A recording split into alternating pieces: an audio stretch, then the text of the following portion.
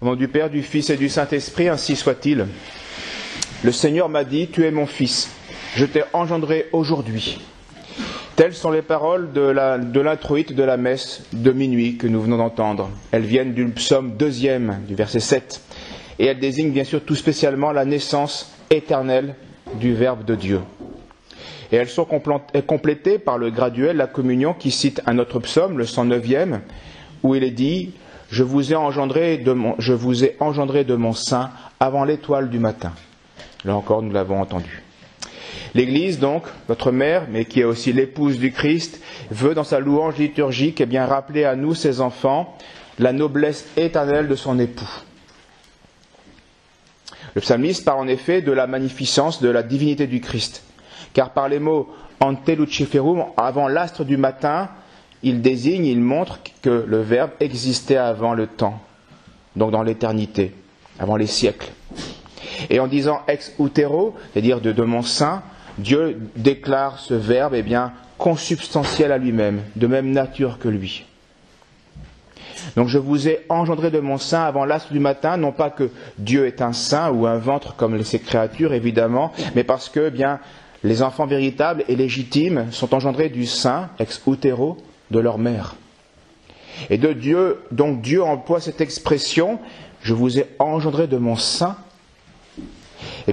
pour confondre les impies et surtout pour nous faire comprendre, considérer sa nature, qu'il est de sa propre nature.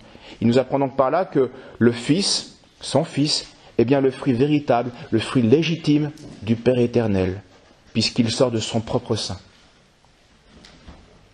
Et voilà qui explique donc le principe de toutes les grandeurs du Christ, qui est le Verbe de Dieu éternel. Il vient du sein de Dieu, engendré de toute éternité par Dieu le Père. Il vient de Dieu, c'est une émanation de sa substance, un autre lui-même. Il n'a pas été créé, ni fait, mais engendré. Deum de Deo, nous chantons dans le credo. Deum, un Dieu, sortant de Deo, de Dieu. Il n'est pas l'ouvrage de Dieu, il est son Fils consubstantiel. Il y a, de toute éternité, le Père n'a jamais été sans son Fils, toujours engendré par le Père. C'est donc là la gloire incommunicable du Christ. Le Père n'a dit à personne d'autre qu'à son Verbe, qu'à son Fils, vous êtes mon Fils, je vous ai engendré. Dieu le Père n'a pas besoin de s'associer à quelque chose ou à quelqu'un pour être fécond. Il est Père de manière éternelle. Il a toujours engendré son Fils, toujours engendré un Verbe éternel qui lui est consubstantiel. Il ne produit rien hors de lui. Tout ce qui est hors de lui n'est pas Dieu. Or, ce qu'il a produit là était Dieu. Donc ça vient de lui et ça reste en lui. C'est le Verbe. Donc Dieu conçoit, Dieu est coéternellement avec son Fils, fécond par son Fils. Là encore, Deum verum de Deo vero. Un vrai Dieu, le Fils est vrai Dieu et il vient du vrai Dieu, du Père. Mais bien sûr, cet odie, cet aujourd'hui je t'ai engendré, cet uxtero, ex utero, de mon sein je t'ai engendré, ne s'adresse pas uniquement à la génération éternelle du Verbe de Dieu. Ces paroles peuvent aussi s'appliquer à l'enfantement virginal de la Vierge Marie, Notre-Dame. À cette génération, non plus maintenant éternelle, mais dans la chair et dans le temps. Le Verbe de Dieu a connu donc une génération éternelle du sein du Père, et maintenant il va connaître du sein de Marie une génération temporelle. Et dans ce cas-là encore, c'est un fruit de la fécondité du Père qui s'exprime d'une manière maintenant incarnée dans Marie, par Marie. Le Christ nous est né, chante Isaïe et chantait Dieu les anges au berger. Un enfant vous est né, un fils vous a été donné. Aujourd'hui dans la ville de David, un sauveur, le Christ Seigneur. Et tout cela est ex Maria Virgine, homo factus est, ce que nous chantons encore dans le credo. Alors est-ce tout pour aujourd'hui? Ce serait déjà assez, c'est déjà assez sublime. Eh bien ce n'est pas tout. Le Verbe éternel vient sur terre en personne dans notre chair, parmi les hommes. Et ce n'est pas tout. L'épître de la messe de minuit précise que Jésus-Christ qui s'est donné lui-même pour nous afin de nous racheter de toute iniquité et de se faire, en nous purifiant, un peuple qui lui appartienne, qui soit zélé pour les bonnes œuvres. Noël est donc aussi le mystère de notre naissance spirituelle, surnaturelle. Nous avons été rachetés, purifiés. Saint Maxime déclare: tressaillons aux chrétiens, tressaillons de joie en célébrant la naissance de notre Seigneur Jésus-Christ. Parce que dans cette naissance, c'est nous tous qui nous sentons naître à la vie. C'est le jour de notre naissance, Noël. C'est pour ça que c'est un cri de joie. Au Moyen-Âge, Noël, Noël, c'est un cri de joie. Et saint Paul aux Éphésiens précise bien ce motif. Béni soit Dieu, dit-il, le Père de notre Seigneur Jésus-Christ, qui nous a bénis dans le Christ, de toutes sortes de bénédictions spirituelles dans les cieux. C'est en lui qu'il nous a élus, en lui, dès avant la création du monde, pour que nous soyons saints et irrépréhensibles, nous ayant dans son amour prédestinés à être ses fils adoptifs par Jésus-Christ. Fils adoptifs par Jésus-Christ. Et cela de toute éternité. C'était le but de son incarnation, pour que nous soyons saints et irrépréhensibles. Noël, c'est bien le début donc de la rédemption, et c'est bien aussi le jour de notre naissance. Car cela a été fait avant la création du monde. Pensez en Dieu avant la création du monde, même si c'était réalisé dans la création du monde. Mais cela a été pensé avant la création du monde. Donc quand Noël arrive, c'est aussi notre naissance qui est considérée par Dieu, qui est voulue par Dieu. Le pape Saint Léon, qui est non seulement un grand pape, mais qui est un des plus grands des docteurs de l'Église antique, il le dit clairement: qu'en adorant la naissance de notre Sauveur, il advient que c'est notre propre origine que nous célébrons.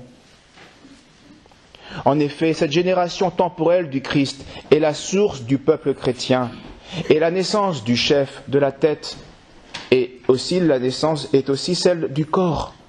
Quand un enfant sort sa tête du ventre de sa mère, le corps va suivre, évidemment. Sans doute, chacun des appelés a son propre rang, et les enfants de l'Église sont distincts les uns des autres par la succession des temps. Toutefois, l'ensemble des fidèles, sortis de la fontaine baptismale, est enfanté avec lui dans cette nativité. Comme tout le peuple chrétien est crucifié avec le Christ dans sa passion, comme ressuscité avec le Christ dans sa résurrection et placé à la droite du Père dans son ascension. Nous sommes ses membres. Donc tous les mystères que le Christ a connus, nous devons et nous allons les connaître. D'où les 3 messes de Noël, pour célébrer ces 3 mystères de la nativité, ces 3 degrés de nativité. Le Christ éternel, Fils unique du Père, le Christ incarné, physique, qui est né de la Vierge Marie, et puis le Christ mystique, le Christ qui s'est associé des membres, qui est donc la tête et le chef de l'Église. Il y a là 3 nativités. Ces 3 naissances sont bien sûr ordonnées l'une à l'autre. Elles se rejoignent dans un même plan pour constituer vraiment le mystère de Noël, lequel n'est autre que le mystère du Fils de Dieu, unique de Dieu, qui, faisant participer chacun de nous par le moyen de sa naissance selon la chair, à sa divine noblesse de sa génération éternelle. Noël nous invite à cela. C'est sublime. Est-ce tout ? N'avons-nous qu'à admirer l'action divine et à louer sa libéralité et sa majesté ? Non, ce n'est pas tout. Cela, bien sûr, est nécessaire, évidemment, mais ce n'est pas encore suffisant. En venant en cette nuit de Noël à la messe pour chanter les louanges de Dieu en compagnie de ses saints anges, nous n'avons pas encore accompli le plus important. C'est un point capital que plusieurs d'entre nous parfois négligent, peut-être. C'est un point si important que l'apôtre nous demande d'y insister. Et écoutons bien, nous conclurons par cela, c'est l'Esprit de Dieu qui nous parle. C'est Dieu qui nous parle, par son apôtre inspiré. C'est l'épître d'aujourd'hui. Elle s'est manifestée, la grâce de Dieu, source de salut pour tous les hommes, de bonne volonté. Elle nous enseigne à renoncer, c'est l'aspect négatif qui est nécessaire. Elle nous enseigne à renoncer à l'impiété. et aux convoitises mondaines. Mais c'est pas tout, il n'y a pas que ça. Et à vivre, ça c'est l'aspect positif. Il faut vivre. Vivre dans le siècle présent avec tempérance, justice et piété. C'est pas encore plus important. En attendant la bienheureuse espérance et l'apparition glorieuse de notre grand Dieu et Sauveur Jésus-Christ. Nous avons une vocation d'éternité. Notre naissance vient de l'éternité, de la pensée de Dieu avant les siècles, avant l'astre du matin. Dieu nous a prédestinés à coopérer, à être fils adoptifs avec son Fils éternel. Donc il faut vivre avec modération et surtout en attendant cette glorieuse apparition du Christ. Apparition glorieuse de notre grand Dieu et Sauveur Jésus-Christ, qui s'est donné lui-même pour nous, afin de nous racheter de toute iniquité, et de se faire ainsi en nous purifiant un peuple qui lui appartienne, ses membres, son corps, et qu'il soit donc zélé pour les bonnes œuvres. Voilà ce que tu dois prêcher, dit saint Paul, et recommander avec une pleine autorité, dit-il à Tite. Alors, sommes-nous vraiment purifiés? Est-ce que nous lui appartenons vraiment? Sommes-nous ses membres? Est-ce que nous sommes zélés pour les bonnes œuvres? Voilà les derniers points qu'il nous appartient de résoudre pour pouvoir célébrer dignement les mystères, les saints mystères de la nuit de Noël. Au nom du Père, du Fils et du Saint-Esprit, ainsi soit-il.